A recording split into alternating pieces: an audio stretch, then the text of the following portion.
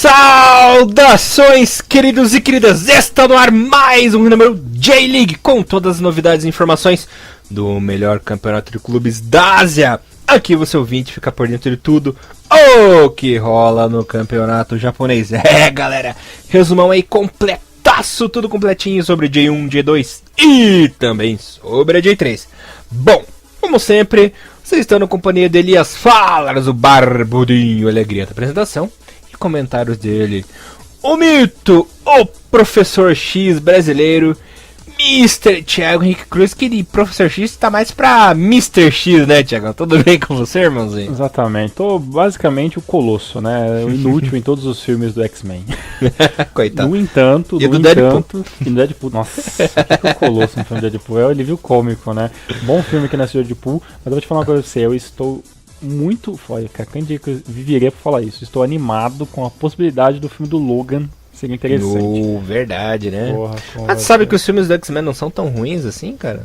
Não, eu vou te falar assim, o primeiro é muito bom. O primeiro eu gostei bastante, o segundo mais ou menos, porque, né, mais ou menos, lembro muito pouco do segundo, e o terceiro na época achei legal, mas não revi.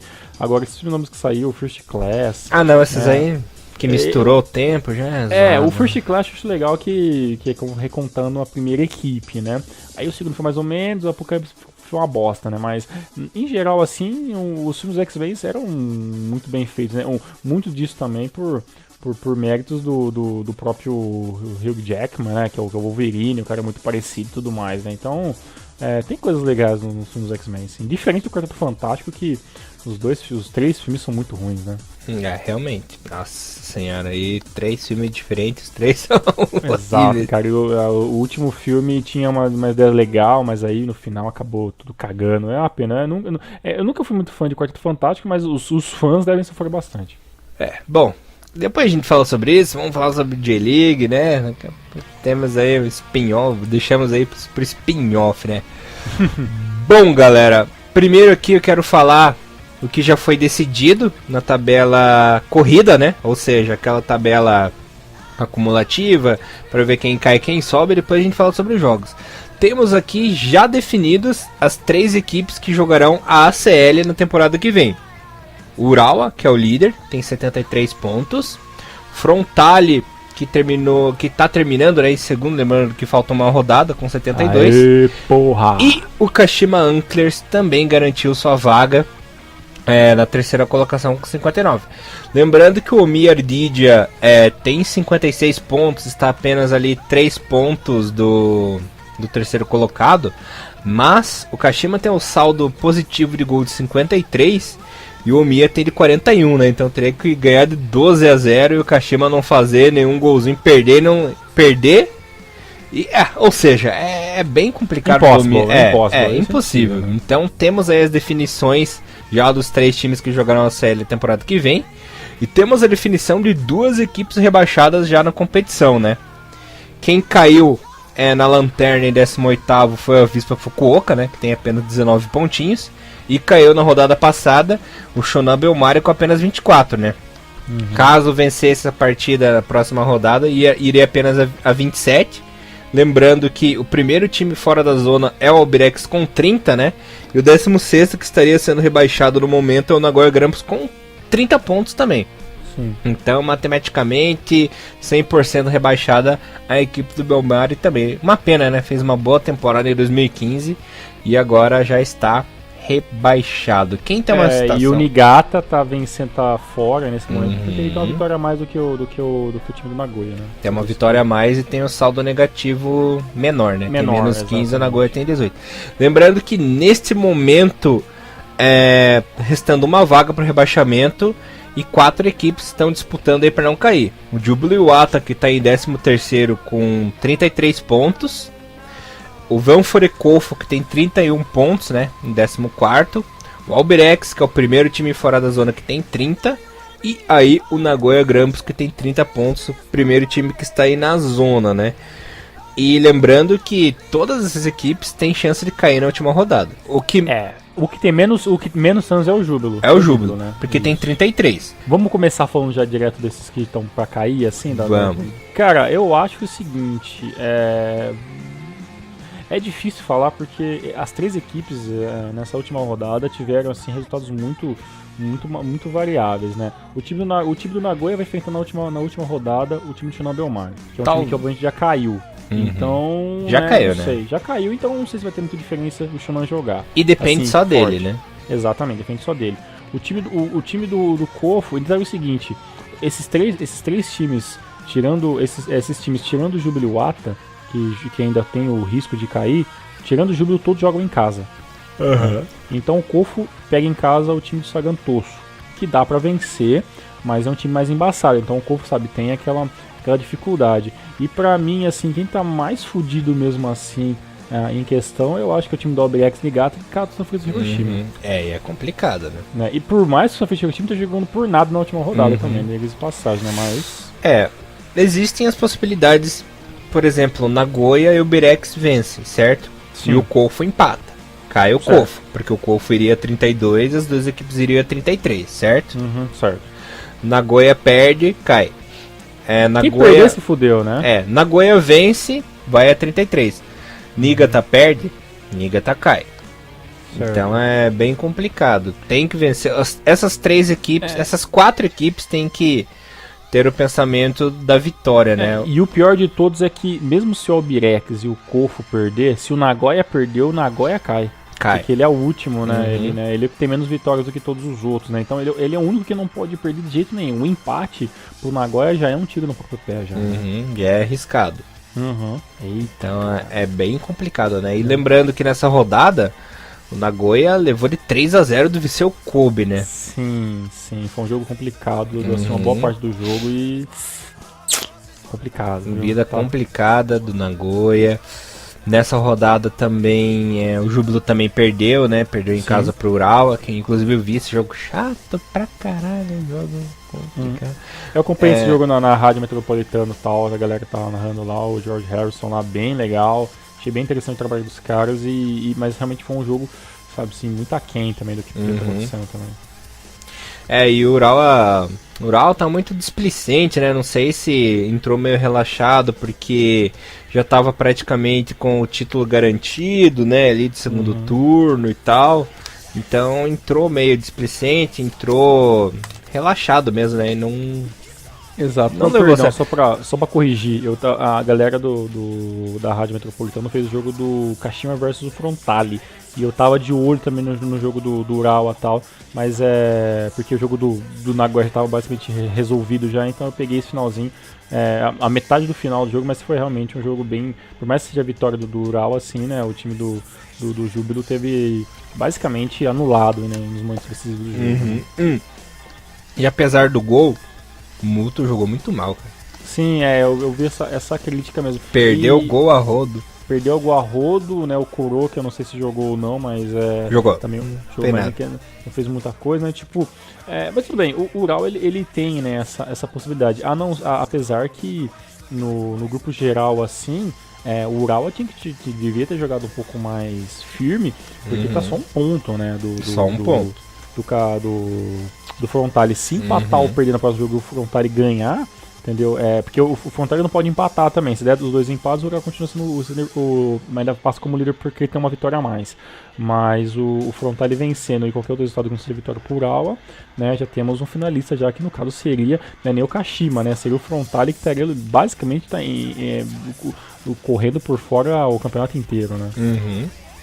Mas voltando sobre os times que estão para cair, eu acho que o mais difícil realmente é a situação do Júbilo. Eu acho que é o que tá mais cegado, né? Porque não dá pra imaginar o Albirex vencendo fácil, o Nagoya vencendo fácil, o Foucault vencendo fácil e o Júbilo perdendo. Apesar que o time do Vergato Sendai, ele deu, não vou dizer alavancada, né? Porque o time do Sendai não alavancou o ano inteiro, mas veio de uma sequência legal de 2 vitórias, vencendo o próprio Sagantoso em casa, que é um time difícil de estar se vencendo, meteu 3-0 no Kobe há uma rodada atrás, perdeu nesse último final de semana aí pro time do UFC Tokyo por 1-0, mas assim, o time do Sendai, né, muito sossegado perante os outros, tanto que a diferença do Jubiluata, né, que ainda pode cair pro Sendai, são de 10 pontos, né? Então, tipo, a diferença do Sendai pros times que podem cair, cara, é um abismo de diferença entre os times, né? E o Sendai que ainda vive falando, Sendai vai cair, Sendai tá velho, Sendai não sei o que, e tá aí mostrando sossegado perante na frente desse pessoal. Já fez muitas rodadas já que o Sendai tá fora de risco de queda, né? E uma coisa que eu esqueci de explicar é que já temos aí duas equipes já classificadas para a parte final, né? Tanto o Ural quanto o Frontale já estão garantidos na chave final. E o Kashima, né? Essas três equipes, além de estarem na série, já estão garantidos no playoff final ou seja, aquela chave maluca lá. Exato, ou seja, não há possibilidade de nenhum outro time, a não ser esses três, passarem para vencer. O que pode acontecer é ainda ter mais um time para lutar por ACL só, né? Mas isso é complicado. O mais foda é que a gente fez um programa ano passado, né, tentando explicar como é que eram as regras, mudou um monte de coisa no meio do caminho, e finalmente, como a gente entendeu como funciona a porra do regulamento, o ano que vem muda de volta, né? Volta ao futebol de pontos corridos. Pontos corridos. Né? Viu que pelo menos corrigiram, né? Sim, mas pelo menos assim, pra ninguém ficar com dúvida desse regulamento, porque um dia isso vai voltar, e galera, escuta, um dia vai voltar essa porra de novo. O futebol mundial, ele vive nisso, né? Pontos corridos é muito chato, volta mata-mata, aí volta mata-mata podre, fica 2 anos, volta pontos corridos, vai ficando nesse negócio. O cara que vence o primeiro turno, ele vai direto pra final. Só que o problema do Kashima foi o seguinte, ele foi campeão do primeiro turno, mas contando os pontos do primeiro turno com o segundo turno, ele ficou em terceiro, porque ele fez apenas 59 pontos até o momento. Já o Urawa, que basicamente venceu o segundo turno, por que fala que o cara que vence o segundo turno tem a possibilidade, vai direto pra final? Porque se o cara venceu o segundo turno, ele fez muitos pontos. Né? E nesse momento, o Ural com 73 pontos, ele vencendo ou não o segundo turno, ele é um dos maiores pontuadores, ou seja, apenas o cara que vence o primeiro turno tem a vaga garantida para esse quadrangular final entre 3 times. E o Frontale, que mesmo não ganhando nada, por ele estar com 72 pontos, somando as duas, o primeiro e o segundo estágio, e ainda podendo ter possibilidade de estar vencendo como o time com mais pontos na soma dos 2 turnos, o Urawa o Frontale pode ir direto para a final. Ou seja, o time que fazer mais pontos na soma dos dois stages, né, vai direto para a final, e os outros 2 se matam, né? Então qual que foi o problema, a parte negativa do Kashima? Ele venceu o primeiro turno com a mão nas costas, né? Ele relaxou. Basicamente, e relaxou demais. E nesse momento deve estar em nono, 10º colocado. Ou seja, ele só vai pra final porque ele venceu o First Stage. Então é meio que injusto, porque só o cara do First Stage, né, vai direto para as finais, e acontece isso, né? Um segundo turno ridículo do time do Kashima Antlers, né? Sendo que, tudo bem, alguns jogadores não estão jogando tão bem quando começaram o ano. Mas o técnico teve aí 19 rodadas para refazer. 19 rodadas não, né? Teve 17 rodadas para modificar uma coisa no time, tentar fazer o time jogar diferente, né? Teve janela de contratação que não foi feito nada no time do Kashima antes, muito pelo contrário, dispensou jogadores como o Dinei, entre outros, né? Então o time do Kashima tá indo por osmose, né? Para esse quadrangular final. Pode vencer o campeonato? Com certeza, mas perdeu-se um pouco do brilho, da esperança dos torcedores do futebol japonês no time do Kashima pelo segundo turno, que nesse momento o Frontale, que era para ser o patinho feio entre os 3 colocados, tem muito mais chances moralmente do que o próprio Kashima, que está aí classificado há 5 meses já, né? Ai, tá aqui. Tabela complicada. É difícil, cara. Mas pra você, Elias, quem cai? Nagoya, infelizmente. Porra, olha. De coração eu falo Kofu. Mas a possibilidade do Nagoya cair realmente é gigantesca.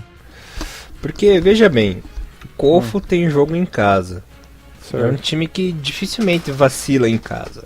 Sim. A Ubirex joga em casa, a gente sabe da força da Ubirex, né? Sim. Nagoya joga em casa, bem no fim todo mundo vai vencer e o Nagoya vai cair. Pois é, e a gente fala do Kofu, mas o Kofu sim, o Kofu o Shonan tá rebaixado faz um tempo, mas ele vence no casca grossa há muito tempo, né? Empatou com o Jubiluata, empatou com o Kashiwa Rei Sol, né? Na 14ª, e depois, se não me engano, ele perdeu pro time do Omiwa, que foi o resultado que acabou de fuder mesmo com o Shonan Bellmari em 3-2.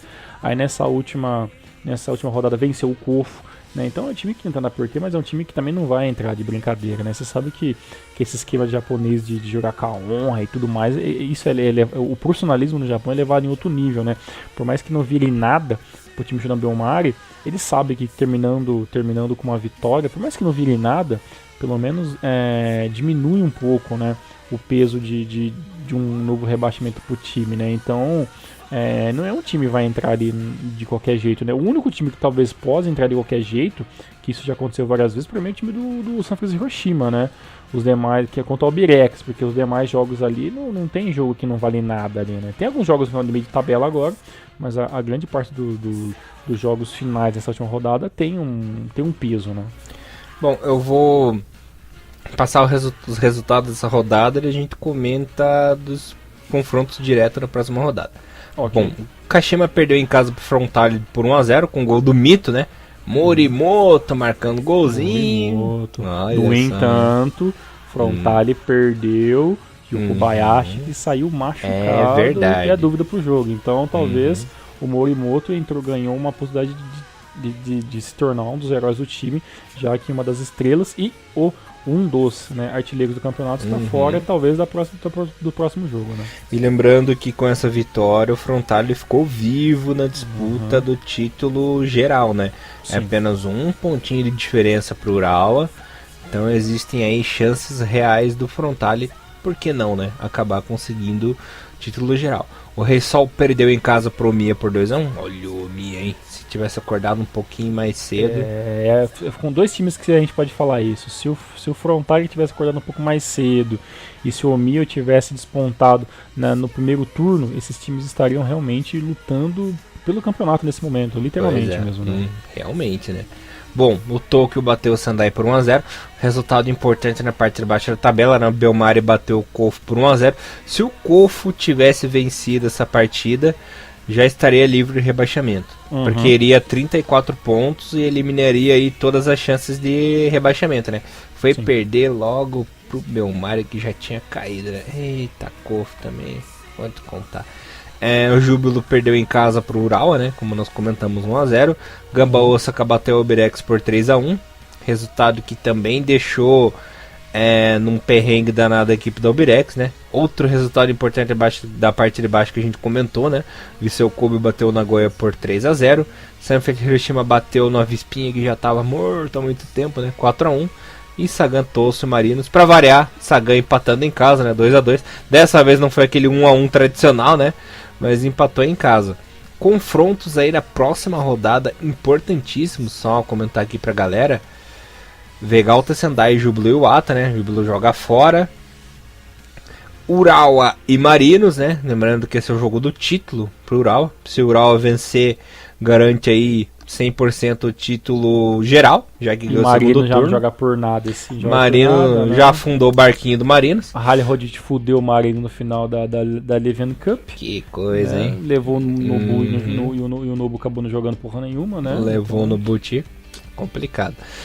O Frontale enfrenta o Gamba Osaka em casa, né? Um clássico aí na última rodada. Vamos Frontale. Frontale tem que vencer e torcer que o Urawa não vença, né? Empata ou perca. Complicado também a situação do Frontale. O Albirex enfrenta Sanfrecce Hiroshima em casa, né? Como a gente citou. Precisa desesperadamente da vitória para garantir.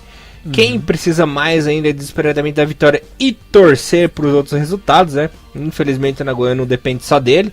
Nagoya enfrenta o Bellmare em casa, né? Jogo, um compromisso fácil, né? Pode ser que vença, mas infelizmente tem que torcer para as outras equipes não vencerem, né? Isso que é o mais complicado. E o Kofu que enfrenta o Sagan Tosso em casa. Compromisso médio, né? O Sagan não é um time que joga muito bem fora de casa, né, Thiagão? Um time bom em casa. Mas existem possibilidades altas do nosso querido Kofu vencer. E como eu disse, eu acho que todos irão vencer nessa rodada e o Nagoya irá cair mesmo vencendo, cara. Cara, é complicado. Eu tô vendo outra coisa aqui, só pra rapidinho, Elias. Como a gente faz esse podcast da J-League sempre de 2 em 2, só pra não passar em branco, o resultado da semana do dia 22, que foi a rodada 15, foi o seguinte, que também foi uma semana interessante, essa antes da semana 16, que ela resumiu algumas coisinhas, né? Os resultados mais importantes foi o empate do Nagoya Grampus e do Jubiluata. Se qualquer um desses times tivessem vencido esse jogo também, hoje estariam já respirando com um pouco mais de facilidade. Era um jogo direto pelo rebaixamento e acabou sendo um empate. O Sendai não jogar por nada, mas acabou metendo 3-0 no Kobe. Foi esse resultado de 3-0 contra o Kobe que tirou basicamente as possibilidades do Kobe tá lutando por a série nesse momento, né? O time do Gamba empatou com um golaço de Deguchi no final do jogo.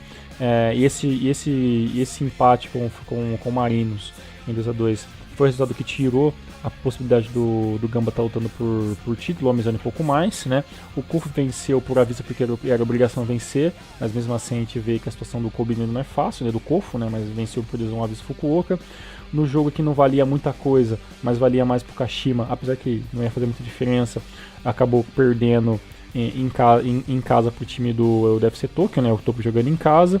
O Abrex perdeu pro time do Urawa Reds, né? Para os dois times era um jogo importantíssimo e deu Urawa.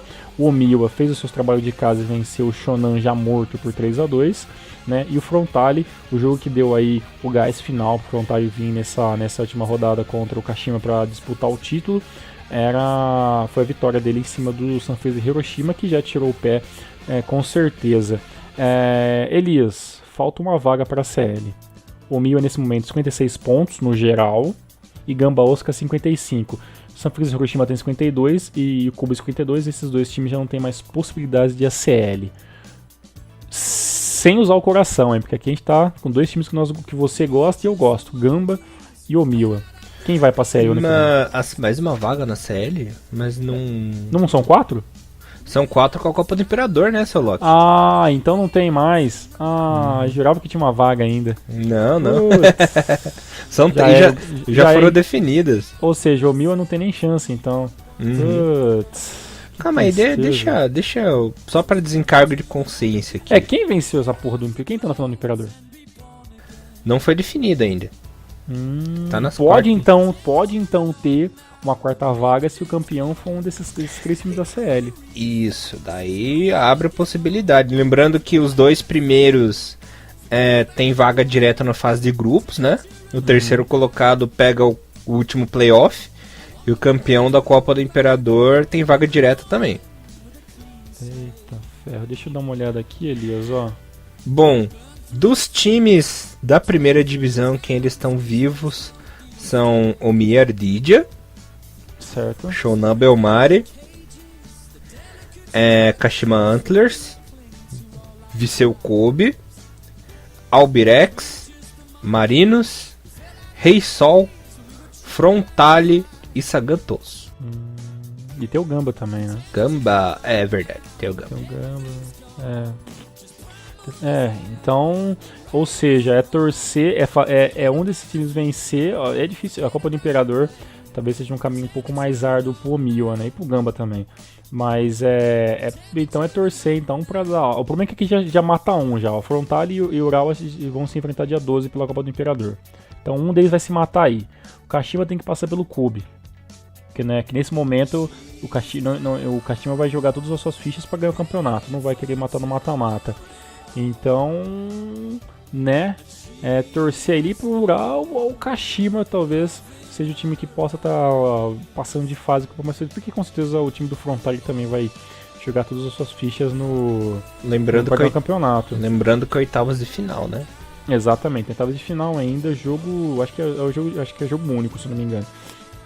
Então, o time do Gamba e o time do Omiwa podem então tanto chegar vencendo a competição ou esperando que seja um desses times que estão jogando aí na parte de cima da tabela. O que você acha? Ó, só para esclarecer aqui para o nosso querido ouvinte, vagas do Japão na CL. Campeão de 2016, campeão da Copa do Imperador, vice-campeão de 2016 e terceiro colocado de 2016 da liga. Vagas que só podem ser entre o Frontale, Kashima, né, e Urawa Reds. E já foram definidas, né? Temos Urawa, Frontale e Kashima, certo? Certo. A única vaga em aberto ainda é o campeão da Copa do Imperador. Sim, e se for um desses 3, aí passa a ser o quarto colocado. O quarto colocado, que neste momento é o Omiya. Então, ponto na frente do Gamba. O Omiya tem que torcer, exatamente. O Omiya tem que torcer pro Kashima ser campeão, pro Frontale ou pro Urawa, né? Que são essas 3 equipes que estariam ali figurando. Pro azar do Omiya, uma delas já vai cair fora, porque no confronto das oitavas, lembrando que estamos nas oitavas de final da Copa do Imperador, né? Já tem o confronto direto entre Urawa e Frontale, né? Isso, no dia 2 de novembro, às 8 da manhã. Então, lembrando que o Omiya também está disputando, né? O Omiya enfrenta o Yokohama FC. E o Gamba Osaka pega o Shimizu no dia 9, junto com o time do Omiya também, que joga contra o FC Tokyo. Então ainda há possibilidades, né? Porque realmente eu não acredito num Gamba Osaka hoje, 2016, lutando. A não ser que alguns times joguem muito mal com times reserva, assim, sabe? Mas eu não vejo o Gamba hoje vencendo. E provavelmente o Gamba vai terminar em quinto mesmo, porque o Omiya enfrenta o Tokyo em casa, né? Não é complicado. E o Gamba vai enfrentar o Frontale, né? Que tá babando aí pelo título do ranking geral, né? Então um empate nesse jogo vai ser uma zica já pro Frontale. Vai ser horrível já. Então é bem complicado a vida do Gamba, né? Provavelmente não pegue nada. A não ser que porque o Gamba é um time copeiro, né? Geralmente vai bem aí nas Copas. Pode ser que embale na Copa do Imperador. Tem um confronto teoricamente fácil, né? Enfrenta o Shimizu. Que tá já tirando o pé, mas ainda com um pouco de alerta na questão da J2, né? Então, mais, então, ou seja, mais facilmente do Omiya, que já seria um negócio bem legal já na série já, né? Então, um garantido já, que eu acho muito difícil que seja eliminado, é o FC Tokyo, que enfrenta o Honda, né? É o da primeira Omiya também, não acredito o Omiya perdendo pro Yokohama FC também. É complicado. Complicado isso acontecer, né? Bem, vamos aguardar então. Vamos ver. Oremos e vejamos. Mr. Thiago Henrique Cruz, mais alguma coisa que você queira falar da J1? Aí eu falo da tabela, da artilharia. Pode passar pra frente e depois bora pra J2.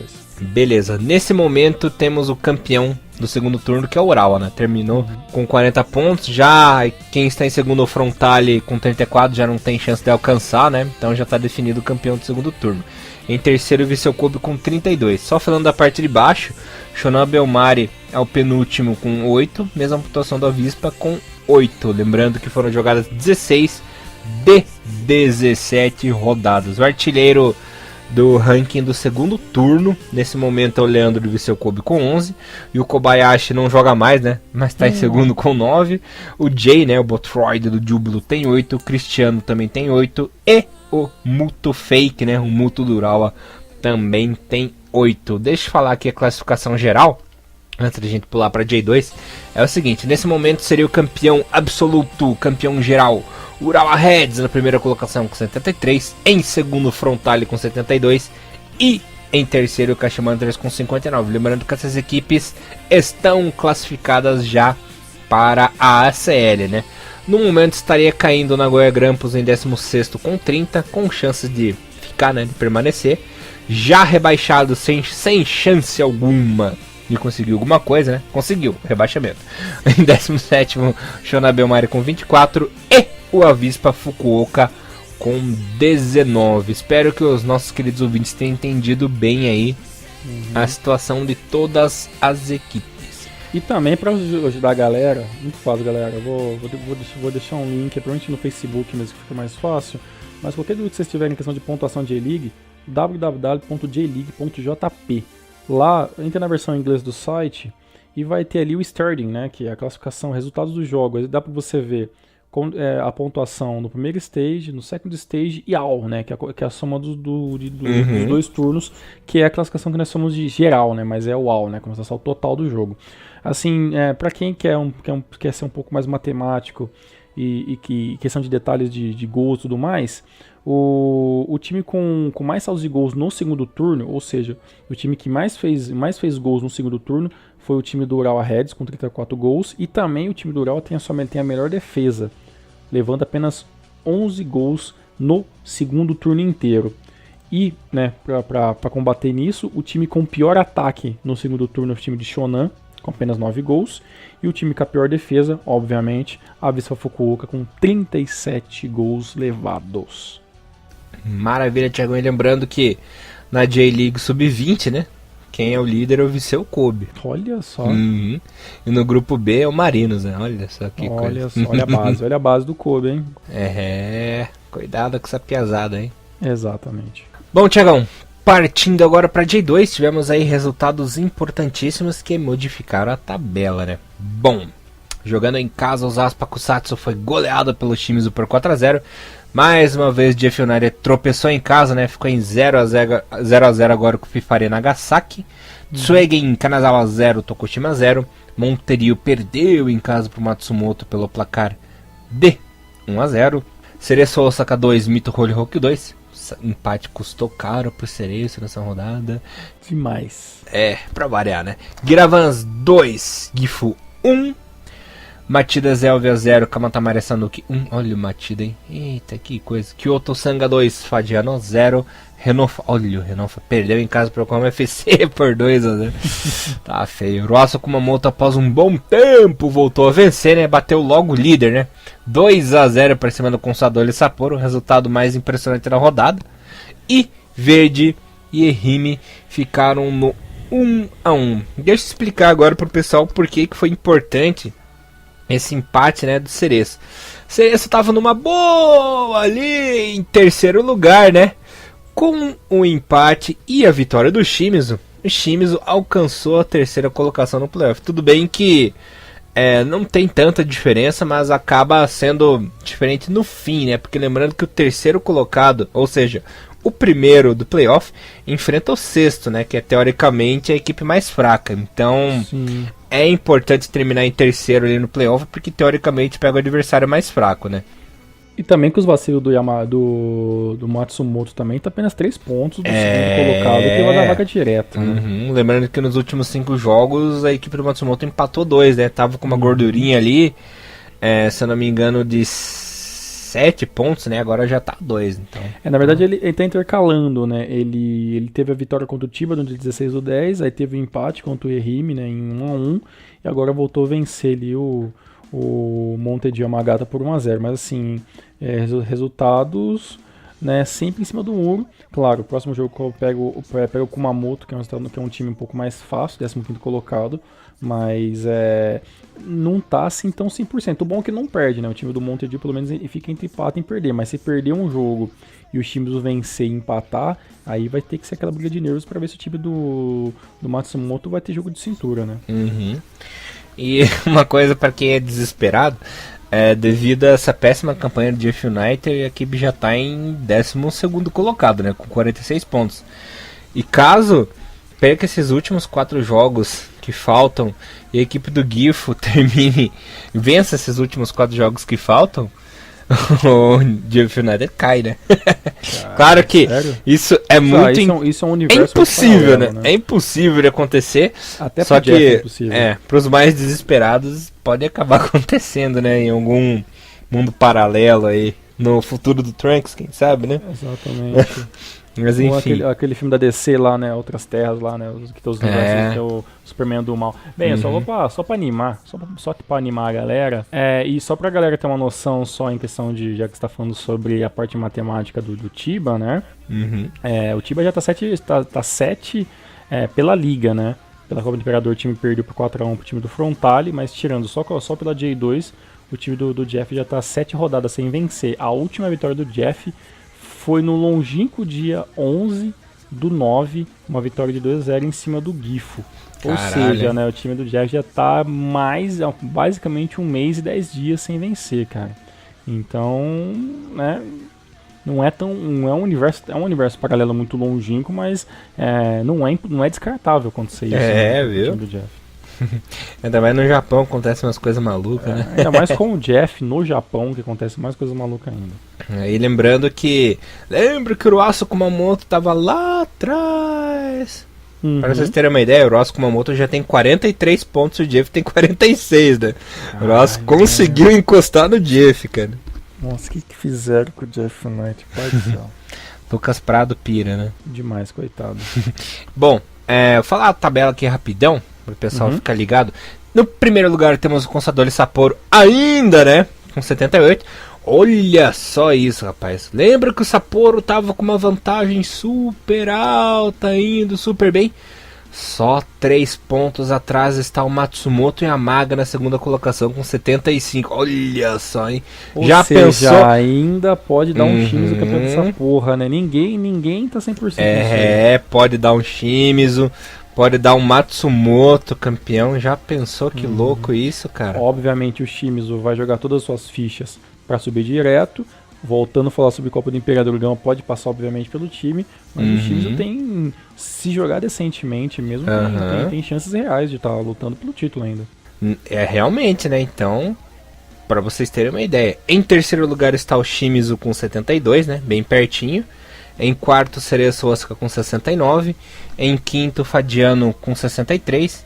Em sexto, o Kyoto Sanga com 63 também. Lembrando que os dois primeiros sobem direto à primeira divisão. E do terceiro ao sexto jogam os playoffs. Na parte de baixo da tabela, estaria no momento na disputa do playoff contra o segundo colocado da terceira divisão, né? O Giravans com 36. E rebaixado no momento o Gifu com 34 pontinhos apenas. Artilharia. Temos o Chongtse do Shimizu com 23. Agora uma grande surpresa que estava lá embaixo, foi fazendo seus golzinhos importantes, né, que é o Layab, né, jogador da Noruega, que joga no Yokohama FC, com 17. No momento, na terceira colocação, o Nagai, né, no FIFA Arena Nagasaki com 17. E o Omae do Shimizu também com 17. Tiagão, quer falar mais uma coisa da J2? Bora pra J3.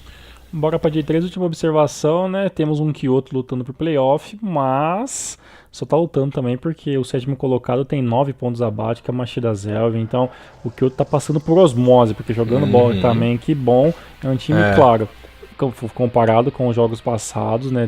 Tanto que venceu o Kayama nessa última rodada, que era um adversário direto. Mas mesmo assim, de todos, claro que o time do Kyoto, infelizmente, faz um campeonato interessante, mas é um time muito limitado. Realmente, né? Mr. Thiago Henrique Cruz, chegamos ao grande momento, né, do programa, que é a nossa querida J3. Claro, né? Ironia. Pra vocês terem ideia. Ironia da vida que o Eita conseguiu perder a posição de líder de novo, né? Eita, mas enfim. Falando aqui dos jogos, o Cereço Osaka Sub-23 empatou com o Fukushima United em 2-2. Blobets perdeu em casa pro Eita pelo placar de 1-0. O líder Tochigi bateu o Qatar Toyama por 2-0. Parceiro Nagano e Grula ficaram no 0-0. Kagoshima 1, Ryukyu 2. Yokohama Sports perdeu em casa pro Fujieda por 3-0. Tokyo Sub-23 4, Sagamihara 1.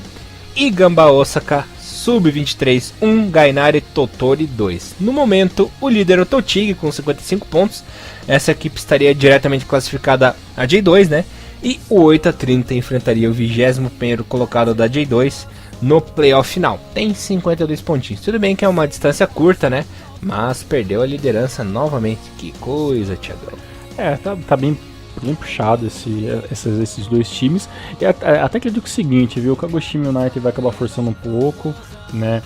Dificilmente, eu acredito que no Qatar Toyama tentando lutar por alguma coisa nesse ano novamente.